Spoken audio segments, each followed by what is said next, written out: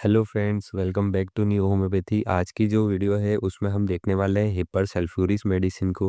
Hepar सल्फ्यूरिस जो medicine है वो मेनली हम देते हैं फोड़े फुंसी, या कोई पेशेंट है उसे बार बार फोड़े फुंसी हो रही है, कहीं पे लग गई है तो पग बहुत जल्दी जाता है।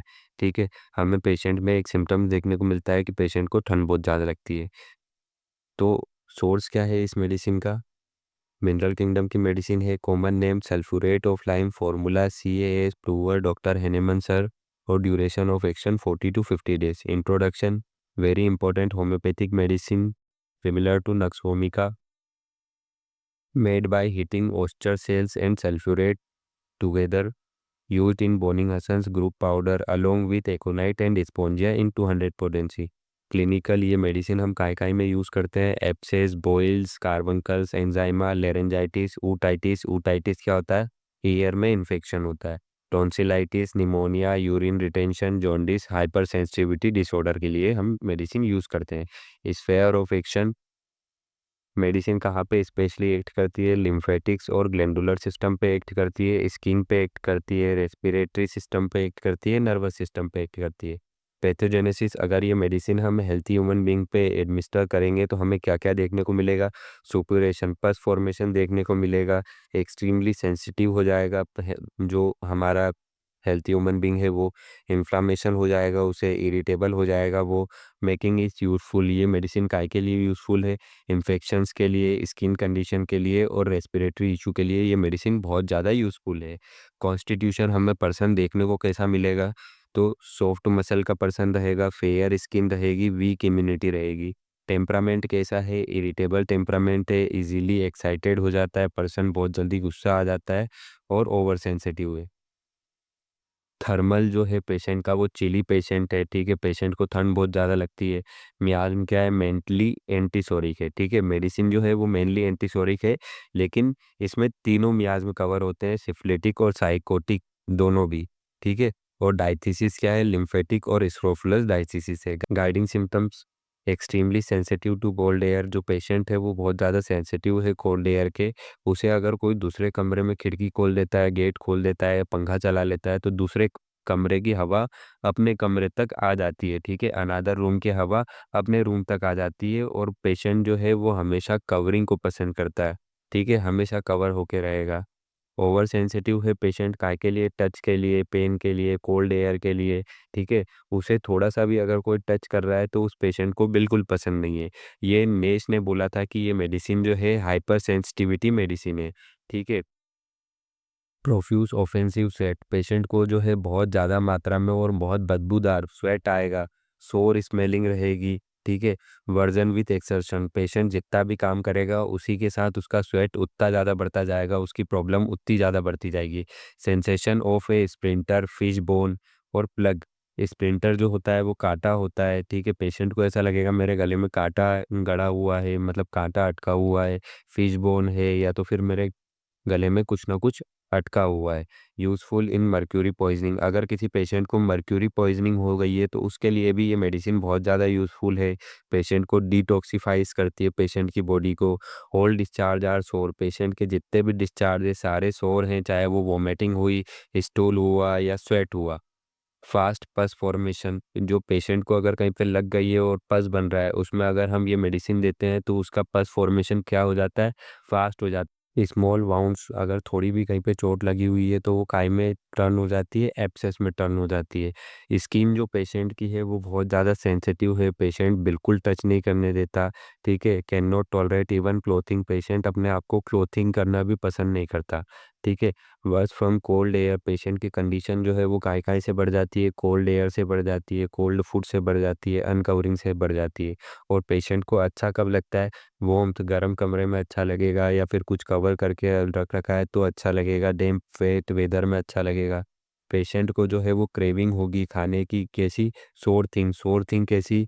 वेनिग्रा हो गया, ठीक है, वाइन हो गया या एक्रिड्स हो गया, मतलब कि अचार-वचार हो गया। ठीक है, और पेशेंट को बिल्कुल पसंद नहीं आएगा। क्या बिल्कुल पसंद नहीं है? फैटी फूड बिल्कुल पसंद नहीं है।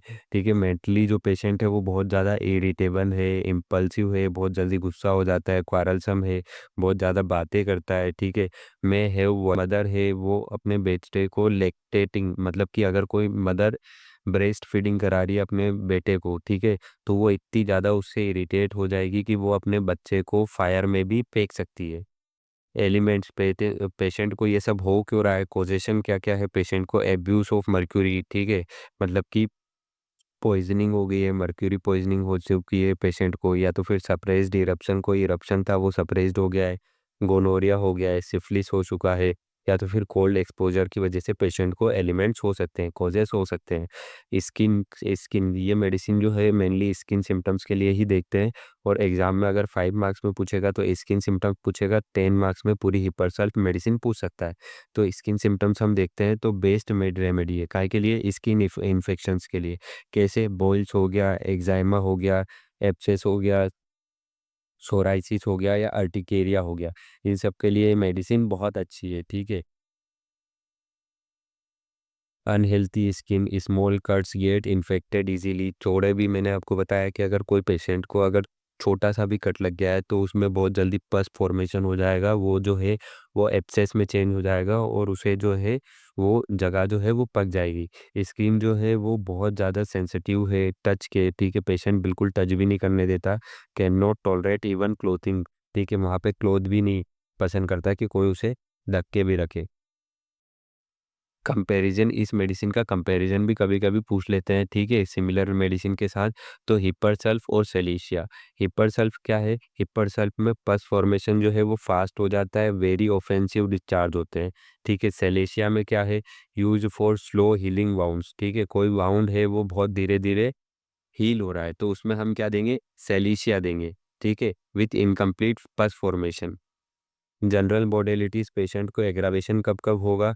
कोल्ड एयर से एग्रावेशन हो जाएगा, अनकवरिंग से एग्रावेशन होगा, ठीक है, होल्ड फूड से एग्रावेशन होगा, कोल्ड फूड या ड्रिंक हो गया, स्लाइटेस्ट ड्राफ्ट, थोड़ी सी भी ठंडी हवा, ठीक है, टच पेनफुल पार्ट पे अगर कोई टच कर रहा है तो भी, फाइन क्लियर वेदर से, एम्डोरेशन, आराम कब कब लगेगा? वार्मथ से आराम लगेगा, wrapping अप से आराम लगेगा, मतलब ओढ़ के रखने से, डैम्प वेट वेदर में।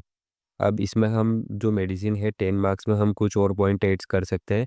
पोटेंसी, डोसेज, रिपीटेशन, ये 2-3 चीज़ें हैं, ये सारी मेडिसिन में सेम होती है, इसलिए मैंने लिख दी 3x, 6s, 12x या 30c, 200c, 1000c, या उससे ऊपर में हम ये मेडिसिन यूज़ कर सकते हैं। लो पोटेंसी में अगर हम ये मेडिसिन यूज़ करेंगे तो वो क्या करेगी? सुपुरेशन, जो घाव है उसको पकाएगी, ठीक है, और सही करेगी। और अगर हम हायर हायर पोटेंसी में अगर हम यूज़ करेंगे तो क्या होगा? एबॉर्ट सुपुरेशन, सुपुरेशन नहीं होने देगी, मतलब एबॉर्ट कराएगी, सुपुरेशन को सुखाएगी। 6 एक पोटेंसी जो है वो ग्रेट यूज़ की जाती है, मतलब बहुतली यूज़ की जाती है, काहे के लिए यूज़ की जाती है? Removing bad effect of mercury के लिए।